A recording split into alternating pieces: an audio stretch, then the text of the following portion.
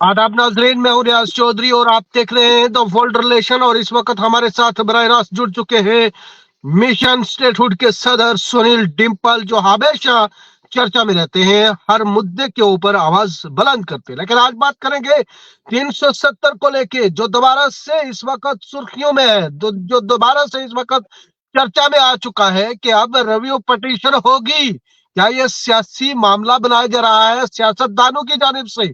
सुनील डिम्पल साहब, कैसे देखते हैं? अभी नया मुद्दा जो है वो सामने आ चुका है कि रिव्यू पिटीशन के लिए हम सुप्रीम कोर्ट का दरवाजा जो है वो खटखटाएंगे। क्या ये सियासी जमातों के लीडरान अब दोबारा से सियासत करना शुरू कर चुके हैं, लोगों को बेवकूफ बनाना चाह रहे हैं? देखिए, मैं ये कहूंगा रियाज कि एक बहुत बड़ा ब्लंडर जम्मू कश्मीर की आवाम के साथ 5 अगस्त 2019 को हुआ, जिसमें इन्होंने जम्मू कश्मीर के इल्हाक को 5 अगस्त 2019 को भारतीय जनता पार्टी ने पार्लियामेंट में तोड़ दिया। यानी कि एब्रोगेशन ऑफ आर्टिकल 370 करके इन्होंने रियासत को बर्बाद कर दिया। और मेरा यह मानना है रियाज कि आर्टिकल 370 जम्मू कश्मीर, चिनावली, पीर पंजाल, गुज्जर, बकरवाल, पहाड़ी, तमाम हमारे बुजुर्ग ये 370 इल्हाक की शर्तों के जरिए हमको देकर के गए थे और एक बहुत बड़ा ब्लंडर किया भारतीय जनता पार्टी ने इसे तोड़ करके। और मैं ये कहूंगा कि आर्टिकल 370 कभी भी आतंकवाद को बढ़ावा नहीं देता था और ना ही कभी आतंकवाद को बढ़ाया इसने। अगर आतंकवाद को बढ़ाया होता जिस तरीके से भारतीय जनता पार्टी राजनीति कर रही है, तो आज मुझे अफसोस है से कहना पड़ रहा है कि सिविलियंस की शहादतें जो सुरनकोट, बफलियाज, पुंछ में हुई हैं, अभी हमारी आंखें भी नम है और सूखी नहीं है। ये हादसे नहीं होते अगर 370 ये होता या नहीं होता। इन्होंने तोड़ दिया है और अब अगर ये जिम्मेवार होता आतंकवाद का, तो आज डांगरी में हमले नहीं होते, सुरक्षा बल नहीं होते, नमाज पढ़ते हमारे एसएसपी शहीद नहीं होते, हमारे कर्नल, मेजर्स, डीएसपीज और जां बहाक पत्रकारों को गिरफ्तार नहीं किया जाता। जैसे रियाज चौधरी को इन्होंने गिरफ्तार कर लिया। क्या इसके लिए 370 बार रुकावट था क्या? नहीं, 370 कभी रुकावट न था, न है और न होगा। रियाज को गिरफ्तार किया गया इल्जाम लगा करके। रियाज को गिरफ्तार किया जाता है कि ये जर्नलिज्म, सच्ची जर्नलिज्म क्यों करता है। अफसोस है इस बात का। एक बहुत बड़ा ब्लंडर ये कर चुके हैं। और एक सुप्रीम कोर्ट के फैसले के बाद रियाज, 1 मिनट मुझे देना, बीच में टोकना नहीं। सुप्रीम कोर्ट के फैसले के बाद एक बात और साफ हो गई कि हम वहां से 2 जंगें जीत करके आए हैं, एक चुनाव करवाने की और दूसरी अपनी रियासत की वापसी की। और रियासत की वापसी की जंग इतनी बड़ी, जम्मू कश्मीर का बेटा जिसे रियाज चौधरी ने पहले दिन से ही इंटरव्यूज के माध्यम से जम्मू कश्मीर के लोगों की, आवाम की आवाज उठाई और आपने कई बार इंटरव्यू किए और मैंने कहा ये सड़कों से लेकर के सुप्रीम कोर्ट तक हम जाएंगे और गए। और सुप्रीम कोर्ट ने 2 चीजें वहां पे साबित कर दी। एक, रियासत हमें वापस मिलनी चाहिए, एक चुनाव जल्द से जल्द करवाए जाने चाहिए। और इससे 2 चीजें तो खारिज हो गई। नंबर 1 कि जो लोग सियासत करते थे कि अलग जम्मू रियासत दी जाए या अलग कश्मीर रियासत दी जाए, वो खारिज हो गया। और जो लोग 371 की मांग करते थे, वो मांग भी खारिज हो गई सुप्रीम कोर्ट के फैसले के बाद। अब मैं आपको एक और चीज क्लियर कर देता हूं। अभी हमने जंग रोकी नहीं है, हम ये जंग आगे लड़ेंगे और इतनी बड़ी जंग लड़ेंगे कि 370 क्या, पूरी की पूरी रियासत, इल्हाक की शर्तों वाली रियासत हम वापस लेकर के आ रहे हैं। और जब चुनी हुई सरकार होगी, हमारी रियासत होगी, हमारी विरासत वापस लाएंगे। सुनील डिम्पल साहब, लोग कह रहे हैं ये सियासी रहनुमा जो है, वो सियासतदान लोग जो है वो अब सियासत कर रहे हैं और इसी चीज के ऊपर वोट बटोरेंगे कि हम सुप्रीम कोर्ट में दोबारा से चलेंगे। जी, मेरी बात सुनिए। हमारे कानून के जानकार और सभी ने ये कह दिया है और बड़े बड़े वकीलों ने, बड़े बड़े इंटेलेक्चुअल्स ने ये कहा है कि ये फैसला जो है, कैसे फैसले को दुरुस्त समझे। चलिए, हम उसका सम्मान करते हैं, लेकिन डिसएग्री करना भी तो मेरा जाती हक है। डिसएग्री इसलिए करते हैं कि कैसे विश्वास करें कि पहले इसी सुप्रीम कोर्ट ने 2 बार 370 को हटाने से पहले ये कह दिया था कि इसको नहीं हटाया जा सकता जब तक जम्मू कश्मीर की 1 करोड़ 30 लाख अवाम ये मांग ना करे कि इसको रियासत को तोड़ा जाए या 370 को हटाया जाए। क्या किसी से पूछा गया? क्या हमसे ये पूछा गया? क्या गुज्जर बकरवाल पहाड़ियों से, हिंदू मुस्लिम सिख ईसाई किसी से, चिनाव वैली पीर पंजाल के लोगों से ये पूछा गया? अरे यार 370 के तोड़ने के लिए आपने आतंकवाद जिम्मेवार ठहरा दिया। सुनिए, और आप बताइए, आपका पार्लियामेंट का सेशन हो जाता है, 4 सालों से आप शेड्यूल ट्राइब का स्टेटस देने की बात कर रहे हैं रियाज। कहां गया वो शेड्यूल ट्राइब का स्टेटस? 2 भाइयों के बीच में नफरत की दीवारें पैदा कर दी।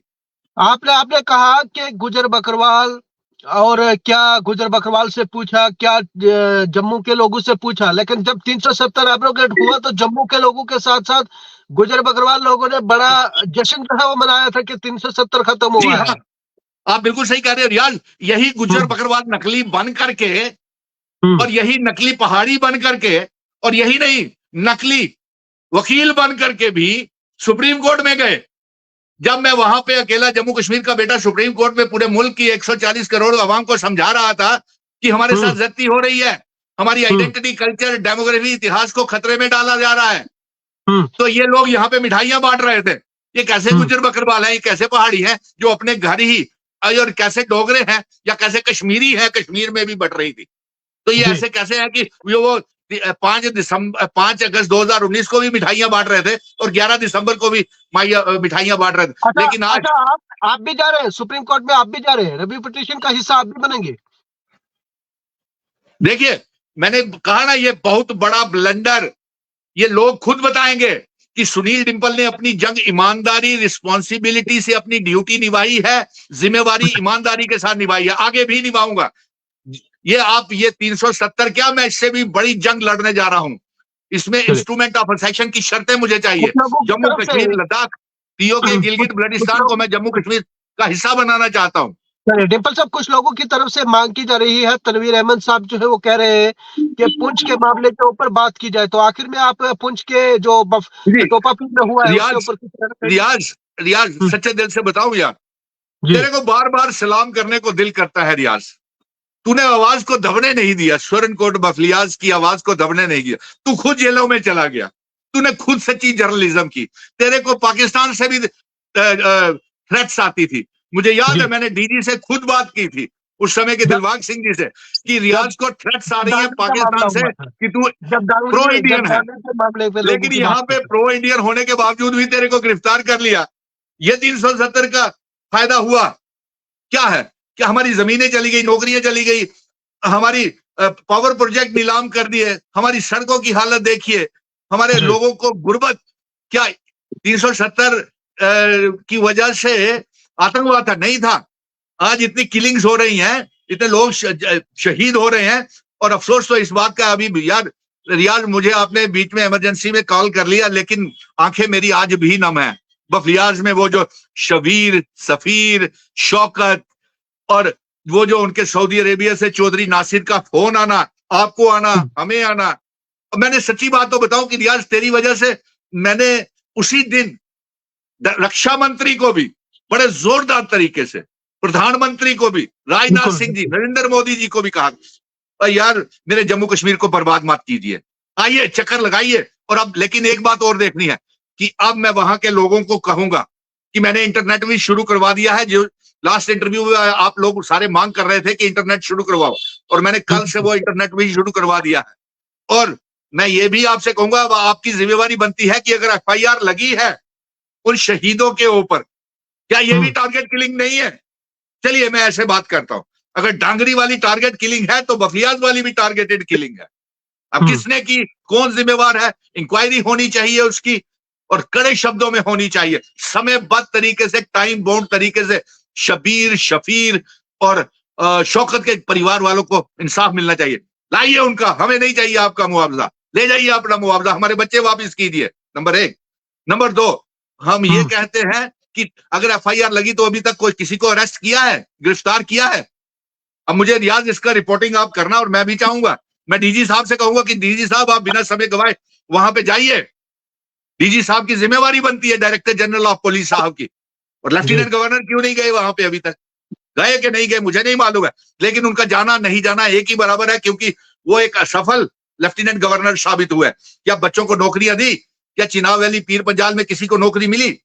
मैंने तो आज भी कहा था डिफेंस मिनिस्टर साहब को कि आप जम्मू कश्मीर के बीच में आप कॉन्फिडेंस बिल्डिंग मेजर शुरू कीजिए, विश्वास बहाली के प्रोग्राम कीजिए शुरू। आखिर में मैं पूछना चाहूंगा सुनील साहब प्लीज, आखिरी में मैं जानना चाहूंगा, क्योंकि जो इस वक्त के हालात है उनके ऊपर भी बात होना जरूरी है, वो भी मुकम्मल हुई है, लेकिन ये भी हमारा एक फर्ज है, पैगाम जो है वो पहुंचाना जरूरी है कि हमारे सिक्योरिटी फोर्सेस और आम लोगों के बीच में तालमेल किस तरह का रहना चाहिए, उसको और मजबूत जो है वो किस तरह से करना है। आखिर में प्लीज शॉर्ट में।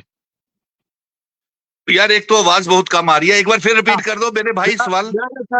मेरा ये कहना है कि हमारे सिक्योरिटी फोर्सेस और लोगों के बीच में अच्छा तालमेल जो है वो बना रहना चाहिए, ताकि मुल्क के मफाद के लिए हम जो है वो किसी भी किस्म की कोताही जो है वो ना बरते, और सिक्योरिटी फोर्सेस को सिविलियन लोगों की जिस तरह की ताबत चाहिए उसके ऊपर आखिर में क्या कहना चाहेंगे आप?